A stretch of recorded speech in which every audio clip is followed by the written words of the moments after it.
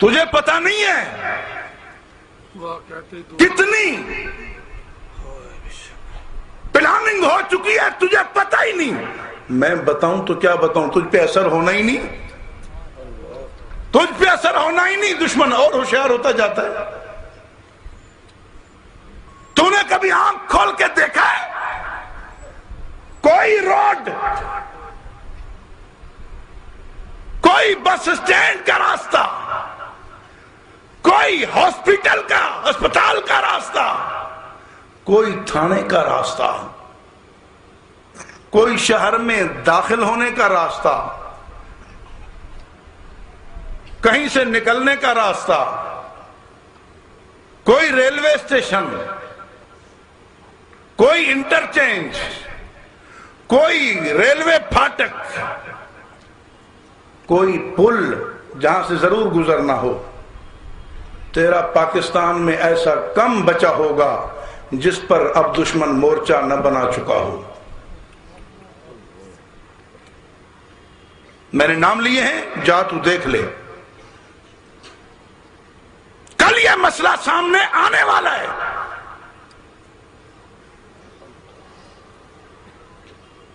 نہ فرض ہے اس کے مذہب میں، نہ واجب ہے، نہ سنت ہے، کچھ بھی نہیں. کوئی حیثیت نہیں جلوس کی اس کے مذہب میں، لیکن اس کا زور ہے. کچھ بھی ہو جائے جلوس یہاں سے گزرے گا. کیوں؟ تجھے پتا ہے کیا فائدہ ہے اس کا؟ کیوں وہ زور دے رہا ہے؟ کبھی سوچا ہے تو نے؟ آج میرا ایک چائے کی پیالی پی کر امن کمیٹی کا ممبر سنی بھی کہتا ہے سائیں کیڑی گال ہے، ہکڑی ہے، گزر ونجن. پتا ہے تجھے کیوں گزرنا چاہتا ہے؟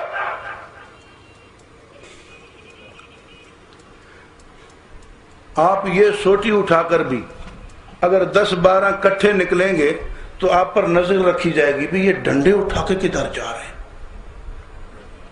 آپ کو نہیں جانے دیا جائے گا. ایسا ہی ہے نا.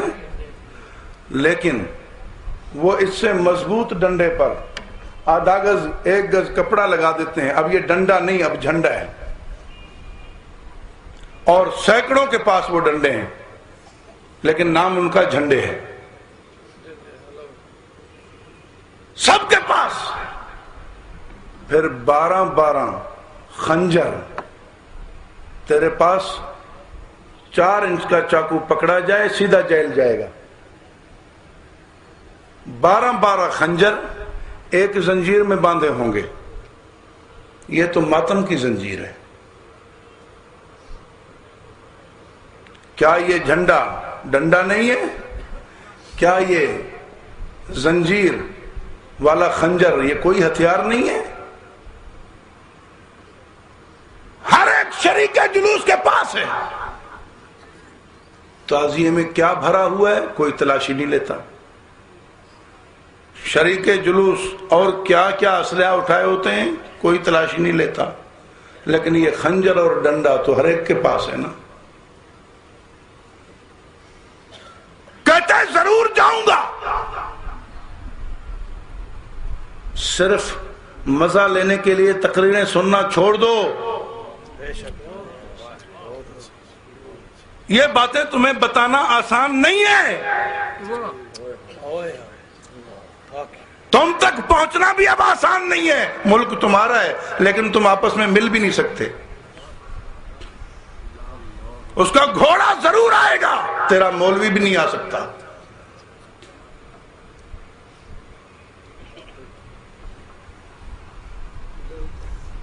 تو نے اپنے مدرسے کے جلسے کی وہ اہمیت اپنے گھر بیٹھ کر اپنی دینی بات سننے سنانے کی وہ اہمیت نہیں منوائی. تو اپنے گھر نہیں بیٹھ سکتا، وہ تیرے در پہ بھی آئے گا. سوچا بھی ہے کبھی تو نے؟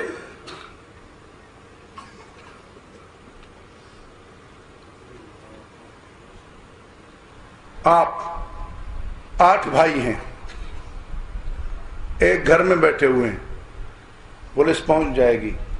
انہیں پتہ چلا ہے ایک اندر گیا، دوسرا گیا، تیسرا گیا، چوتھا، 5واں، 6واں، 7واں، 8واں. 8 ایک جگہ بیٹھے پہنچ گئے. ہاں جی نکلو بھائی, کیا بات ہے, کون کون ہے آپ کے پاس؟ بھائی کوئی نہیں, دیکھو ہم 8 بھائی بیٹھے ہوئے. نہیں جی آپ نہیں بیٹھ سکتے. اپنے گھر سگے بھائی؟ نہیں جی نہیں, بالکل نہیں. آپ نکلیں یہاں سے, یہاں سے گزرنا ہے جلوس. تو آپ یہاں جمع ہوئے ہیں حملہ کرنے کے لیے. 7 نکلیں, ایک بیٹھے, جس کا گھر ہے وہ بیٹھے, باقی اپنے گھروں کو جائیں. بھائی ہیں تو بعد میں ملنے آنا, اگر زندہ رہے تو بعد میں ملنے آنا, ابھی اس کو اکیلا بیٹھنے دو. تو اکیلا بیٹھ, لیکن تیرے پاس کوئی ہتھیار تو نہیں, وہ بھی نہیں ہونا چاہیے. اور کھڑکی نہیں کھولنا, اپنے گھر کے چھت پر بھی نہیں چڑھنا, وہاں ہمارے آدمی کھڑے ہوں گے. کیوں, کیا ہو رہا ہے؟ یہاں سے جلوس گزرے گا. تیرے پاس کچھ نہیں ہونا چاہیے, دوسرا بھائی بھی نہیں ہونا چاہیے, تیری کھڑکی نہیں کھلنی چاہیے, تجھے چھت پہ نہیں جانا چاہیے. انہیں مسلح, ڈنڈے, خنجر لے کر تیرے دروازے پہ ہم لے آئیں گے. پھر وہاں جب شرارت کرنی ہو, دیر کتنی لگے گی؟ صرف یہی کہنا ہے جی اس گھر سے پتھر پھینکا ہے کسی نے, بس اتنی دیر ہے. اس کے بعد گھر کا دروازہ کھولنا توڑنا کون سا مشکل کام ہے, اور اندر تو اکیلا ہے. یہ زور صرف اس دن کے لیے تیاری ہے کہ ہمیں جب دروازہ توڑ کے اندر گھسنا پڑے, دروازے تک جانا ہمارا لیگل ہو, دروازے تک جانا قانوناً ہو. پھر صرف دروازہ توڑ کے اندر چلا جانا کوئی بڑی بات نہیں ہے. تیرا تو جلوس ہے ہی نہیں, تو کہیں جا ہی نہیں سکتا, تو اپنے گھر سے مسجد تک لاٹھی لے کر نہیں جا سکتا. وہ تیرے دروازے پہ آئے گا. مسجد جہاں ہو ضرور آئے گا, مدرسہ جہاں ہو ضرور آئے گا, سنی کسی ایکٹیو ورکر کا, اچھے کارکن کا گھر ہو ضرور آئے گا. کیا ہے؟ تاکہ کل ضرورت پڑے دروازہ توڑ کر صرف اندر ہونا پڑے, پورا سفر جو ہے وہ محفوظ پہلے سے موجود ہو. تو بھی اس گھر سے پتھر آیا تھا, پھر جلوس تھا, وہ آخر کسی کے کنٹرول کی بات تو ہے نہیں, ہنگامے کی بات تھی. تیرے سامنے میں کون سی بات کھولوں؟ اس طرح کئی ذبح ہو چکے ہیں جس طرح تیرے لیے تیاری ہو رہی ہے. ہاں ہو چکے ہیں.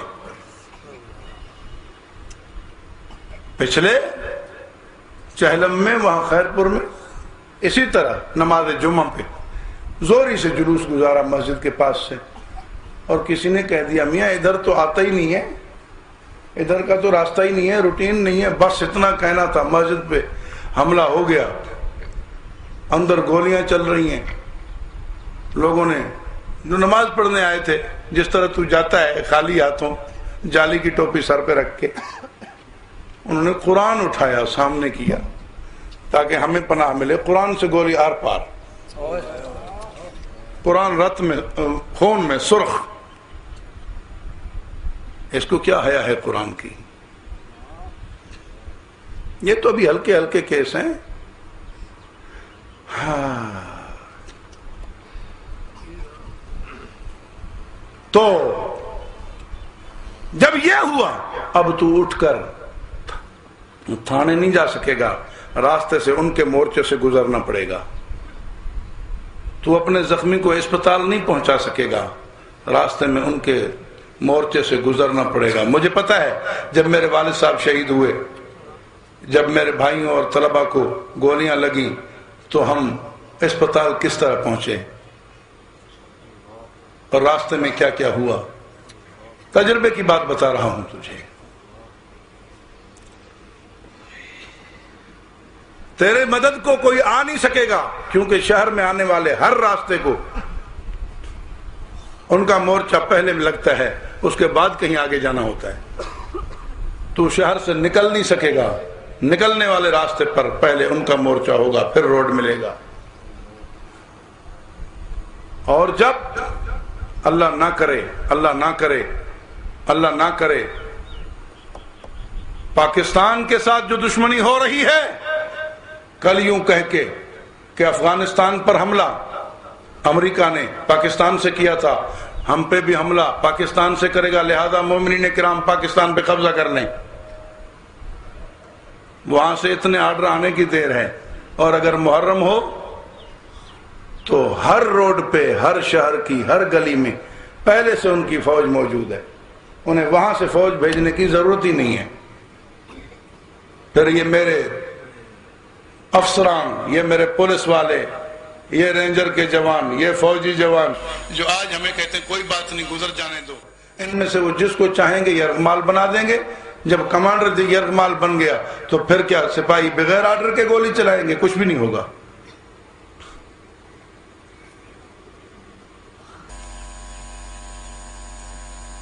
تیرے ساتھ بہت کچھ ہو چکا ہے اور تو ہے کہ بس نہیں بس ساڑھے نال تو ٹھیک چل دیں.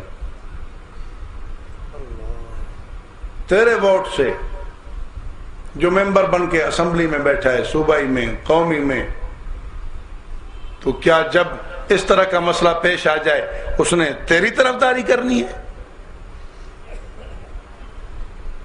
اللہ تجھے غیرت دے، اللہ تیری غیرت کو بیدار کرے اور تو اپنے دوست اور دشمن میں پہچان پیدا کر. دوست اور دشمن میں پہچان پیدا کر.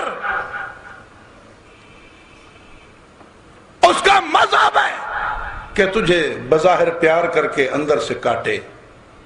اس کا مذہب ہے کہ تیرے ساتھ ظاہر میں موافقت کر کے اندر سے منافقت کرے. وہ تجھے تباہ و برباد کرنا عبادت سمجھتا ہے، لیکن اس انداز سے کہ اس پر کیس بھی نہ بنے. میں نہیں کچھ آپ سے مانگتا، لیکن یہ خیال ضرور کرو کہ یہ عارضی زندگی ہے. اگر یہاں پر تم نے یہ نہ سوچا، کل تمہیں رسول اللہ کو بھی منہ دکھانا ہے، اللہ کے سامنے بھی پیش ہونا ہے. کفر کے لیے طاقت کا سبب مت بنو. بتاتے بتاتے قربان ہو گئے میرے ساتھی، وہ جان دے گئے. تجھے اگر اب بھی بات سمجھ نہ آئی، کب آئے گی؟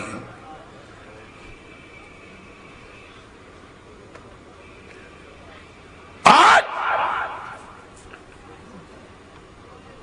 سیدنا معاویہ رضی اللہ تعالیٰ عنہ کو گالی دے دی کافر نے. اب تو کس کے پاس جائے گا فریاد لے کر؟ اس کے پاس جو خود معاویہ کو گالی دینا ثواب سمجھتا ہو.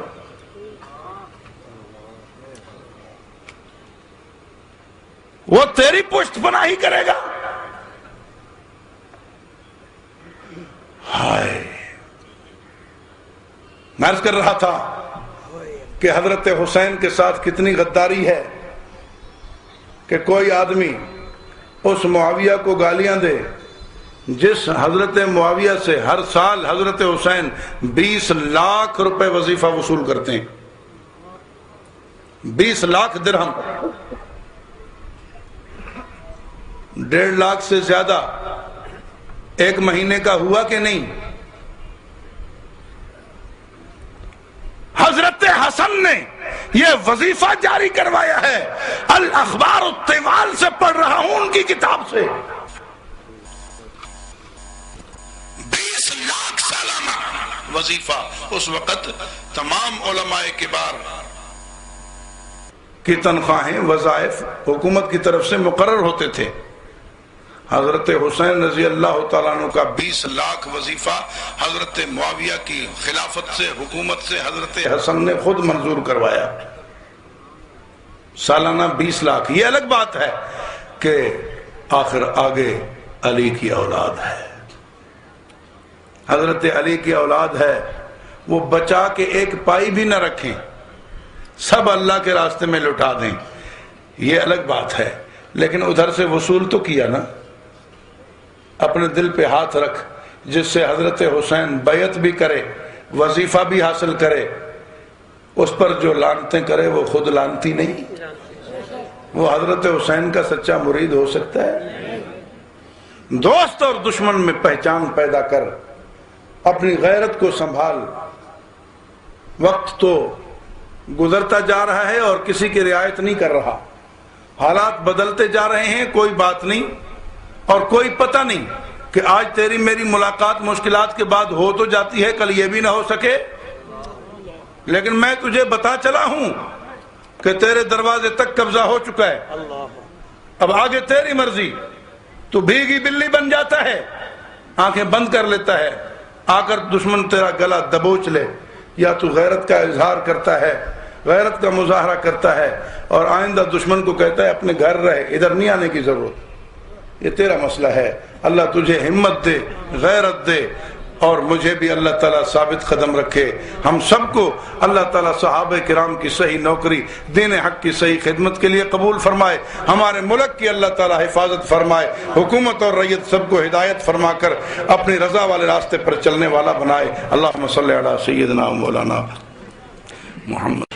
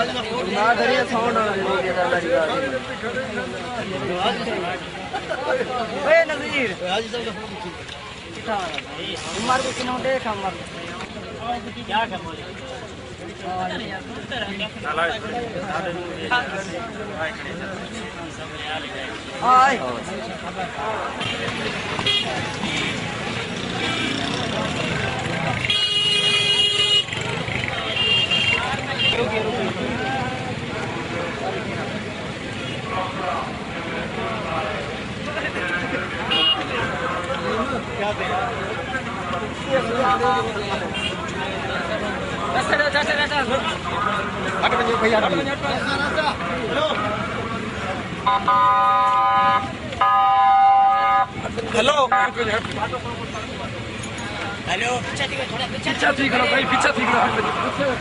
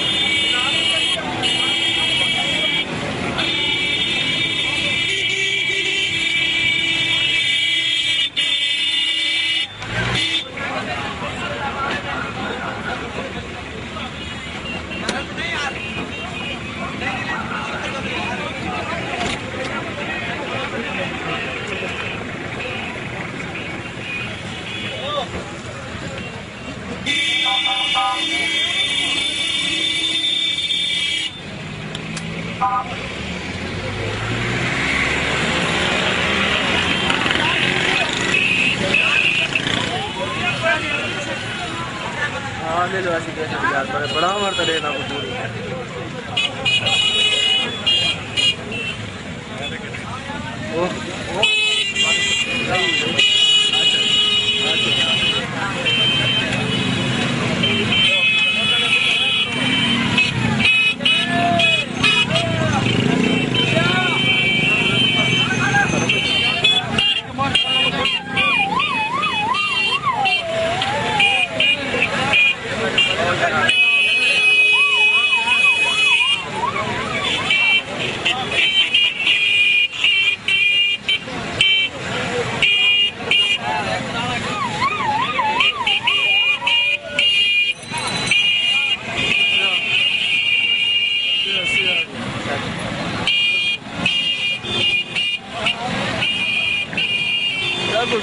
کھاڑ گئے